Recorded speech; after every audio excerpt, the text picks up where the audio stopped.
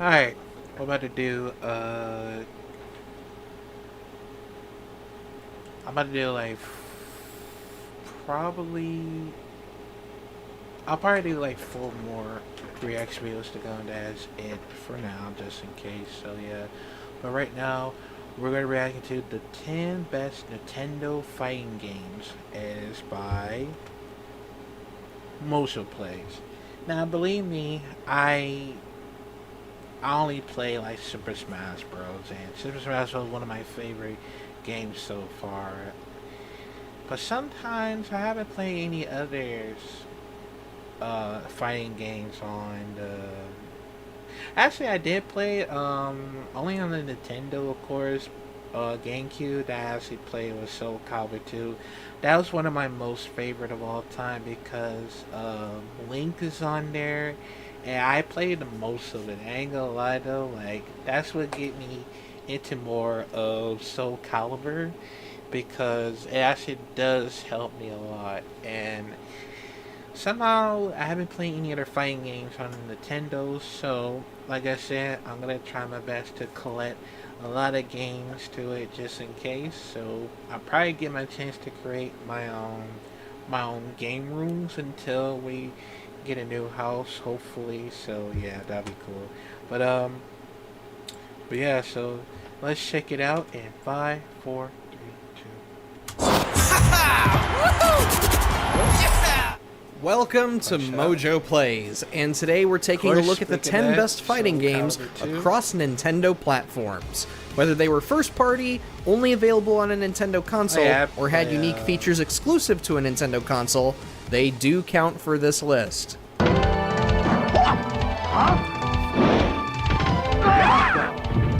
Before we begin, we publish new videos all week long, so be sure to subscribe to Mojo Plays and ring the bell to be notified about our latest videos.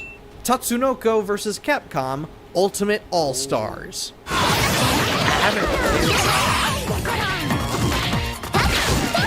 In the years prior, the Capcom vs. series was largely known for pitting Capcom's characters against Marvel superheroes and SNK's own vast roster of fighters.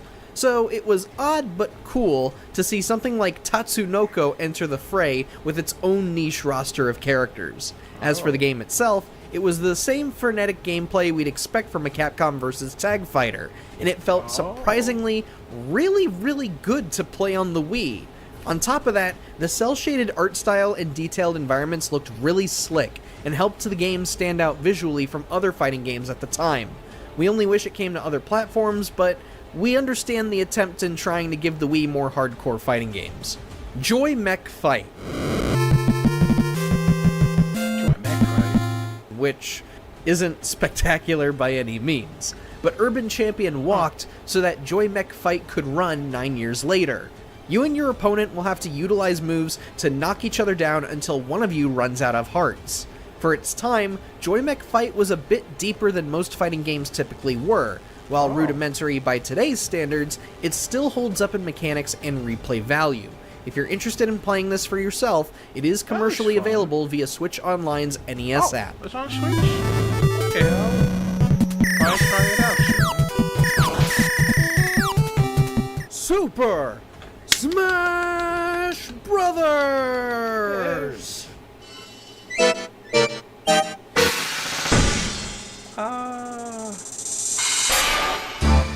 It's the game that launched what would become Nintendo's flagship fighting game franchise. In an attempt to make a generic fighting game prototype more marketable, Nintendo pivoted from the simple Dragon King project to a crossover fighter for the masses that would appeal to literally anybody who played video games. But it wasn't just the crossover concept that won people over. Platform fighters simply were not a thing prior to 1999. There were a few games that sort of leaned towards that direction but didn't know what to do. But what creator Masahiro Sakurai and his team came up with here was truly revolutionary for the genre, and to this day, even modern Smash fans will go back and revisit this N64 classic.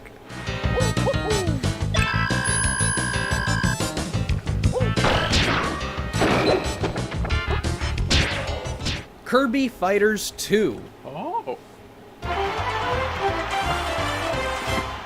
Speaking of platform fighters, the Kirby Fighters spin-offs have gone largely unnoticed by Nintendo fans. I haven't In all tried honesty, Kirby we can see Fighters why, because the too. similarities between these games and Smash, they're a little bit uncanny. But Kirby Fighters 2 took things a step further to distinguish itself from the bigger brother.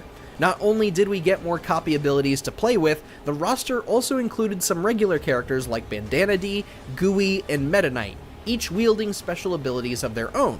Plus, the meaty story mode was enough to keep us busy while we ranked up to unlock all of the different copy abilities. For 20 bucks, you do get your money's worth here.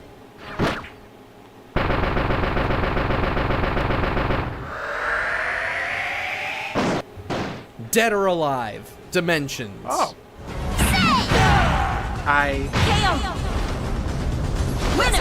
Powering up. Of all the fighting games I that came out on haven't 3DS, tried. both first party and third party, Dead or Alive Dimensions still lives rent-free in our heads today. Whereas many fighting games struggled to maintain quality in visuals, audio, and performance, Dead or Alive Dimensions achieved all three. Zero input latency, excellent visual detail in every aspect even with 3D functionality turned on, and a smooth frame rate when 3D functionality was turned off. You even had a unique touchscreen function where you could execute combos by tapping the combo you wanted to use. It was up to your opponent to know how to break out of it. In other words, it was the perfect game for both hardcore and casual Dead or Alive fans and fighting game fans. Greatest. Winner. I feel good. Flying Dragon. Flying Dragon? Before Smash dominated the N64's legacy alongside some other non-fighting game titles, Flying Dragon was one gem that was frequently overlooked by the masses. Developed by Culture Brain, Flying Dragon was essentially two fighting games crammed into a single cartridge. One half of the game was made for casuals with simplified controls, while the other half adhered to hardcore fans with more complex inputs and even RPG elements to strengthen your fighter in other modes. It was such a neat approach to fighting games, but most folks placed their focus elsewhere in 1997, which was admittedly a stacked year of awesome games between both PS1 and N64. Super Smash Brothers Melee! Because I played that one as well.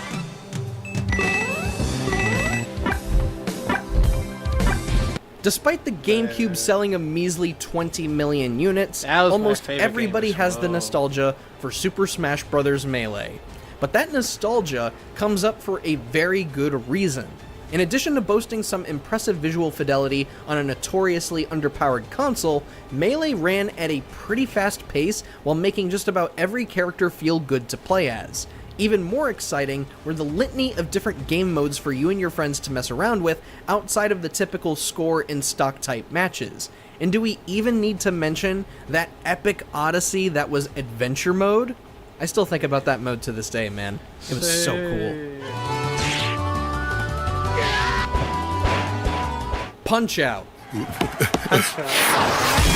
I haven't played that Punch-Out game. Everyone has their own preferred Punch-Out game for what few of them there are. However, the 2009 reboot has long been the very best of the franchise. This was Punch-Out fully realized thanks to the advancements in technology at the time. Characters were able to be much more expressive than they ever had before, opening the door for new ways to telegraph attacks and convey their colorful personalities. Plus, there was an entire second campaign after becoming champ where you had to defend your title from all of your rivals, each of which came with new mechanics to spice things up. This was indeed Punch-Out at its very best. Good job, son. Soul Calibur 2. And the world, a tale of souls and swords, eternally retold. Though published by Namco before their merger with Bandai, this iteration of SC2 is regarded as the best for the sole reason of Link being the token guest fighter. However, the love for SC2 goes deeper than that in general. There was just a ton of replay value to be had here between standard arcade ladders, finding new ways to play with characters' extra weapons, and of course, the meaty campaign known as Conquest Mode. There just hasn't been another Soul Calibur quite like this one, let alone a fighting game on a Nintendo console like this.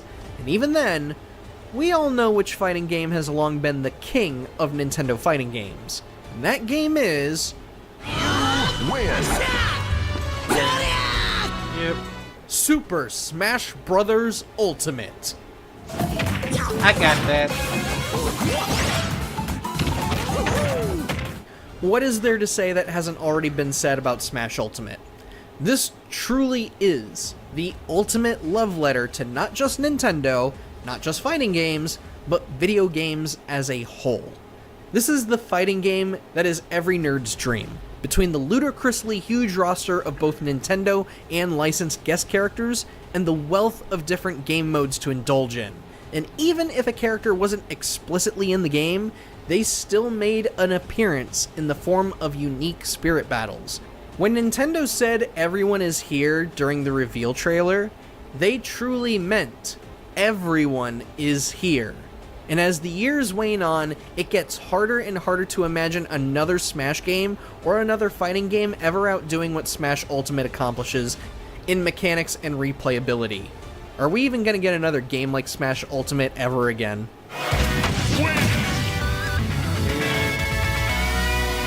But tell us, what's the best fighting game you've played on a Nintendo console? Let us know what your favorite is down in the comments below, and be...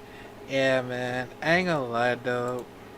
As soon as I react to most of Super Smash Bros. Ultimate, I feel like they will actually bring every sinful characters throughout, from the originals, Melee, Brawl, and Wii U, because it's probably. I think it's probably like a final Super Smash Bros. Maybe or maybe not. I could be wrong, because what if they bring more?